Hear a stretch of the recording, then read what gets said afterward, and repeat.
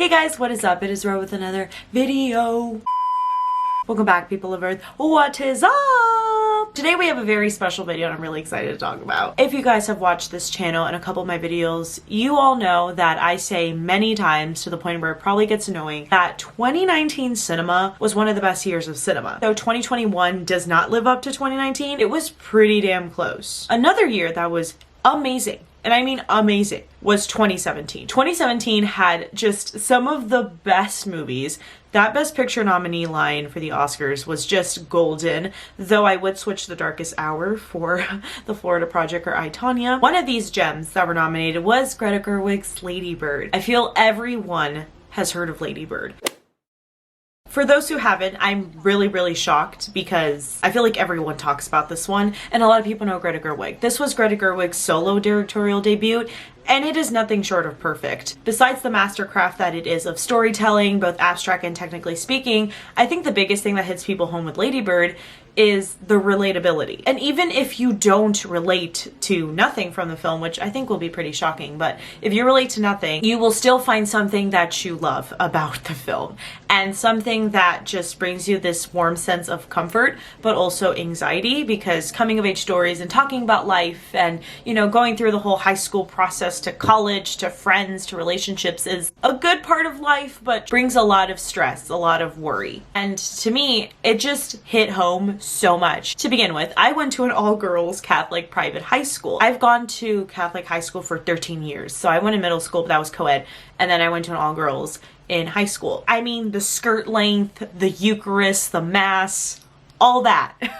All that. Number two, the mother-daughter relationship. Holy hell. Okay, so I'm gonna get into it more, but I just want to say it's one of my favorite parts. There's a lot where I'm like, damn, if that ain't me and my mom. And number three, the people, the types of characters that are there, the kind of energy they display. Anyways, I'm babbling. I love Ladybird, but this isn't a review of Ladybird. This is actually going to talk about one specific scene, but not just the scene because it's one of my favorites and one of the most impactful, but because it has something to do with the reaction of the audience. If you guys saw 2018 Oscars for 2017 cinema, for each of the Best Picture nominees, they do like a montage of scenes to present them before they give the big award. And because life is like that, I can't find the clip, but trust me, this is engraved in my memory. This isn't a lost in the mall psychology technique where I made up this memory or someone implanted it in my brain. No, I remember loud and clear that this occurred.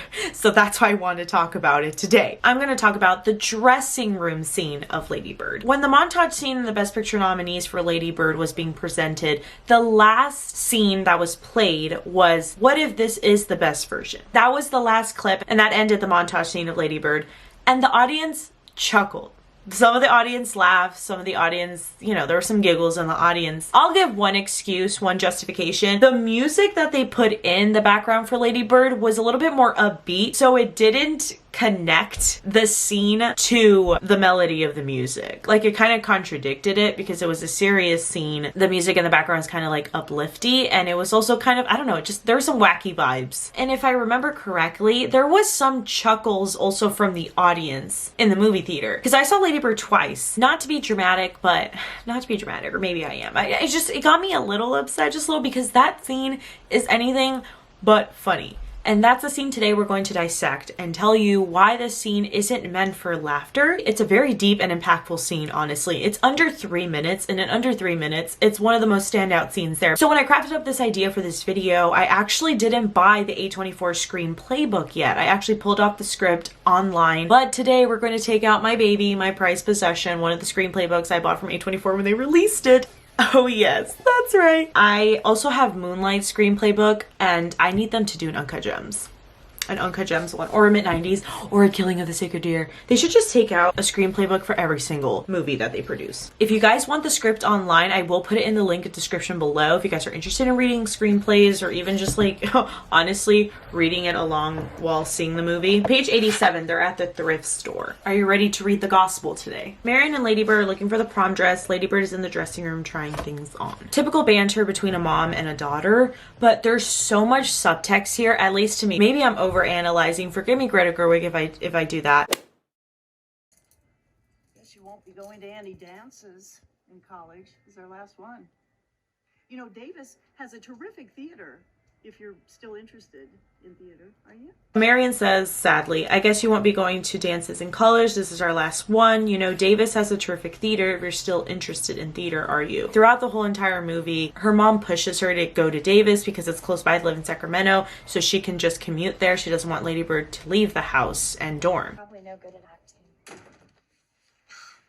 Why don't I look like the girls in the magazines? Ladybird comes out in a dress. It's too tight. I'm probably no good at acting. She's looking at herself. Why don't I look like the girls in the magazine? This is perfect. A lot of the dialogue in Ladybird is very relatable to a teenage girl. Teenage girls go through a lot of self-issues. We just become so self-conscious of our bodies, of how we look, and it's one of the main focuses in high school. It's too bad I can't meet this Kyle before prom. He's not my boyfriend anymore. I mean, maybe he never even was. No, I'd still like to meet him. Marion says, it's too bad I can't meet this Kyle before prom. Sorry, just, you know, Timothée Chalamet's Kyle is one of my favorite characters, though the dude is such an asshole. Ladybird, he's not my boyfriend anymore. I mean, maybe he never even was. I still like to meet him. And then this is where I made a lot of notes, and here we're going to start dissecting it a little bit more. It's too tight. Fuck. Well, I suggested you not have that second helping of pasta. Mom, Honey, you seem upset about it, and I'm you're trying to giving help. me an eating disorder. I wish I could get an eating disorder. She goes, it's too tight, fuck. And she's talking about the dress. So she goes back into the dressing room. I suggest that you not take that second helping of pasta. And Ladybird goes, Mom. Marion says, honey, you seem upset about it. I'm just trying to help you. Ladybird, Mom, you're giving me an eating disorder. And she says to herself, I wish I could get an eating disorder. So there's a lot going on here. Ladybird finds the dress. It doesn't fit. She says it's very tight. And her mom says she shouldn't have gotten that second helping of pasta. Of course, this is mother's input. If we're going to talk a lot about mother's input, there's a lot of input that mothers, or parents in general, give you that they think they're helping, and really it's counteractive. Now, there is a lot of argument in the body positivity, health, both conversations trying to meet a very good middle of the spectrum, because yes, we should take care of ourselves, yes, health, but there's so much more than just, you know, eating healthy, working out. There's a lot more to the conversation. The input that her mom gives her, of course, Ladybird's like, Mom! Now, she's more open to talking about that with her mother. There's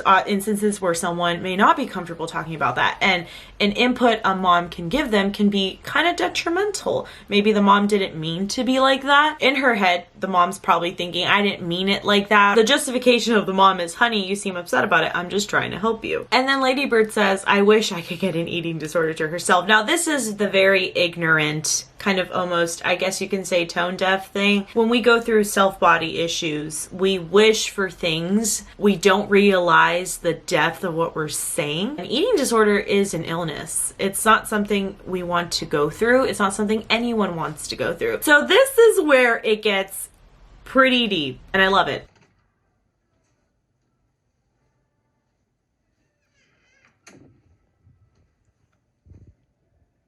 I love it.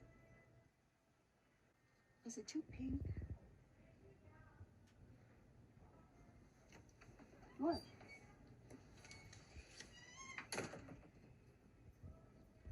Why can't you say I look nice? I thought you didn't even care what I think. I still want you to think I look good. Okay, I'm sorry. I was telling you the truth. You want me to lie? No, I mean, I wish that you liked me. Ladybird comes out again. The dress kind of fits her. It's bright pink and frilly. She looks happy. Ladybird says, I love it. She smiles up to her mom, looking for her approval. Here's where it goes down. Marion, she's, considering, like she's eyeing it. Is it too pink? Ladybird silently goes back into the dressing room. Her mom just crushed something that she liked, and it was very her. Marion picks up that she's upset. What? Why can't you say I look nice? I thought you didn't even care what I think. I still want you to think I look good. I'm sorry, I was telling you the truth. Do you want me to lie? No, I wish that you liked me. So we're going to stop here. The mother always has something to say. A mother always has something to say. A parent always has something to say. Always. And I'm sorry if this just reeks my personalness when it comes to that, but they always have something to say. Whether it be anything like, look at this gorgeous cake I made. Yeah, but the frosting off center a little bit. Look at this delicious milkshake. It's missing a cherry. Hey, check out this picture. I don't get it. I don't know if this is your relationship with your mother, but with mine, definitely. She wants her to love this dress. But it's not just more the dress. It's the approval. It's the need for us to have acceptance, approval, and great opinions of our parents on us. I love the line where she's like, I'm sorry, I was telling you the truth. Do you want me to lie? I'm just telling you the truth. Would you rather me tell you a lie? Would you rather me tell you that you look pretty when you don't? Thanks, Mom. Of course I love you. But do you like me? I want you to be the very best version of yourself that you can be. What if this is the best version?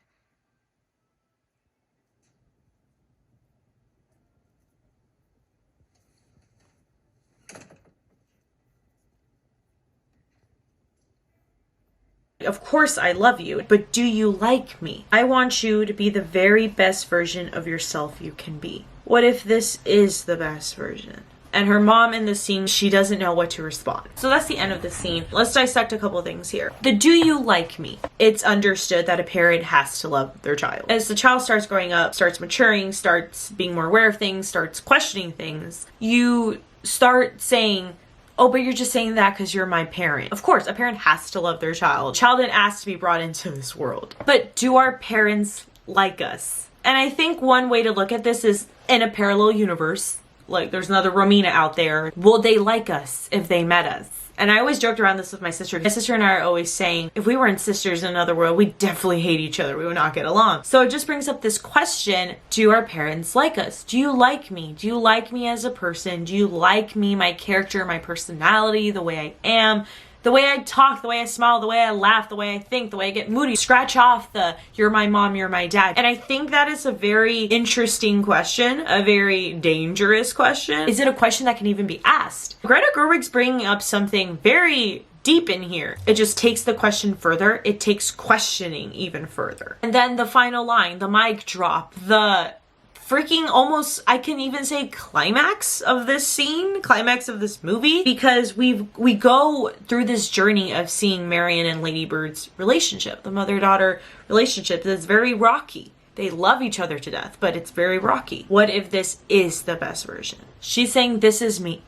This is me and this is all you get, and I hope this is enough. Pushing us even further, she's saying, I hope you love what I'm giving you. Let's take it even more further. She wants approval. She wants her mom to love her for who she is. She wants her mom to love this version of herself. I hope that's enough for the world. And again, I hope that's most importantly enough for you, because you're the person I love. You're the person that raised me, that birthed me. And it means the whole freaking world that you love this version. So when the audience chuckled, I was like, what the frick? That is one of the most serious scenes in Ladybird. There's nothing funny about that. I don't think that was a joke at all. I wrote a whole freaking Medium post on it. I will link it down below if you want to read it. This is one of the many reasons Ladybird is one of the best films out there. And Greta Gerwig outdid herself. Do you even want to get me started with Beanie Feldstein's quote, some people just aren't built happy? If you haven't experienced this gem, please do it now, as soon as possible. Okay guys, that's all for today's video. If you love to give it a thumbs up, if you hate to give it a thumbs down, if you like some more thumbs up, press the subscribe button, subscribe to my YouTube channel, and I will see you all next video.